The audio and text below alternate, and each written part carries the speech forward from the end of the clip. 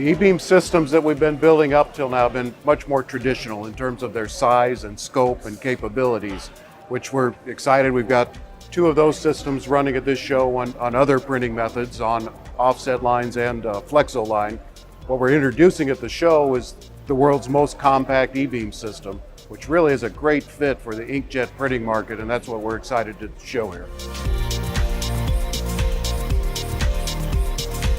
We're really excited about the trend moving towards digital printing as becoming, a dominant part of the industry. And as you pointed out, people who've been making labels or doing other kinds of printing on narrow web lines are looking for the opportunities available to them in the food packaging area. And the combination of e-beam and inkjet printing fits that very well. That's what we're looking for. So e-beam is a new way to cure or dry the inks. That's what e-beam does for the printing industry. Everything starts here when we emit electrons, when we produce an electron beam. This is our lamp. That's what we call a lamp because it's a sealed way of producing electrons. So e-beam has been used for several years, and e-beam technology has different products in this portfolio, from sealed lamps to bigger instruments. But the way of producing electrons is always the same. So we start from a cathode, so it's a filament, it's a tungsten filament where we produce electrons, and these electrons are accelerated. So from the cathode inside here to the window here, there is a voltage difference. Therefore, the electrons are accelerated. Here you can see a titanium foil, and that's the magic of our technology. This thin titanium foil can let the electrons go through and therefore go in towards your substrate where the ink is and where you can cure your ink. But it prevents the contact between the air outside, atmospheric pressure, and the vacuum inside. The difference between the big systems and the little lamp is that the big systems need a constant pumping system as well. The windows are way bigger. In this case, instead, it's a sealed system. Therefore, it means that once the lamp is pumped, the copper wire is clamped and the vacuum stays inside. So we do not need a pumping system close to the lamp. That's why we can create the most compact e-beam system in the world. The difference in voltage means that the electrons are accelerated, and you have to think of electrons as balls that we throw to a substrate.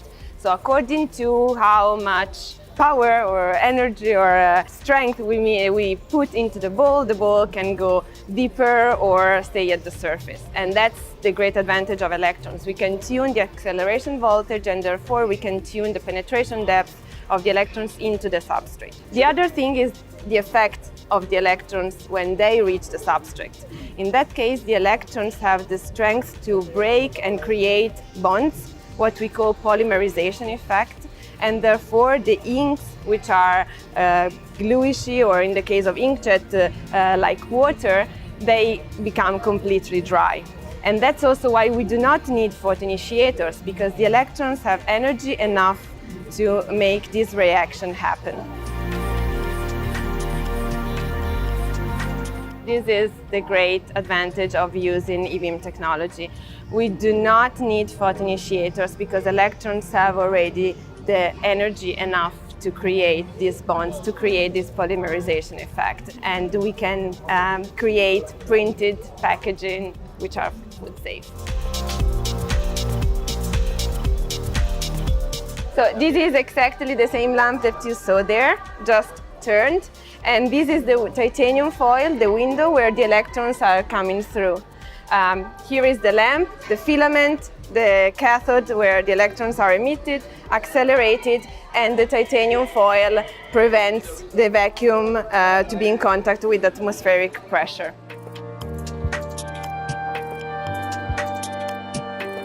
This is actually a patented technology from our company, ebeam Technology. This roll, it's a shielding roll. So the distance between the lamp and the shielding roll, it's actually adjusted so that no other shielding required for the machine to be operated, but it's close enough for the electrons to have the best effect, the strongest effect on the substrate. This can also be adjusted. Of course, when we integrate this module in existing lines, this can absolutely be adjusted. Because at the end of the day, of course, it matters what the return is on the investment that the customer is making. So what we're offering is a technology where they can not only achieve the food safe requirements, so they can be certain of eliminating possibilities for failed products or return products.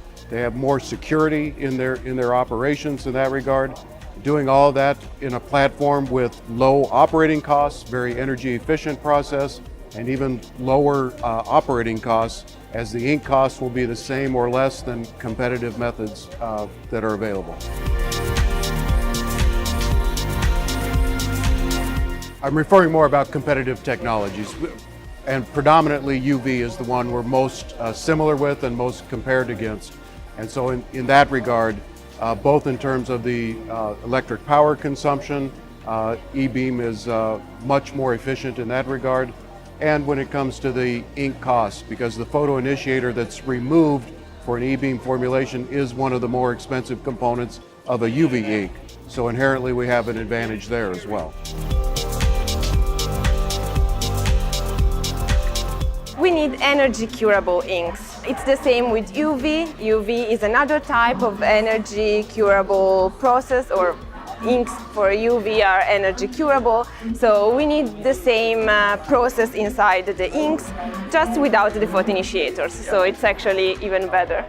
For this demonstration, we worked with partners from Collins Inkjet in the US who have really taken the lead in producing electron beam curable inkjet inks. I can also tell you there are certainly others that are also looking at this combination and doing their development work related to this. Right now, the primary obstacle still is, I think, is at the level of awareness and understanding of the technology. It's a new concept, a slightly different idea than what they're most acquainted with. So much of the time is explaining the fundamentals, filling out the picture for what might be involved with implementing this technology.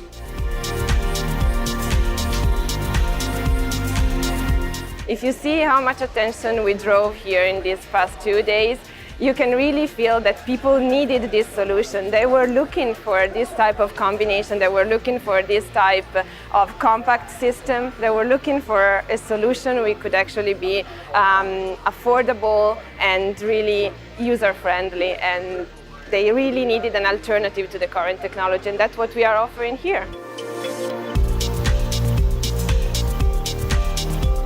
First few days have been fantastic. I mean, the booth traffic that has come by has been outstanding.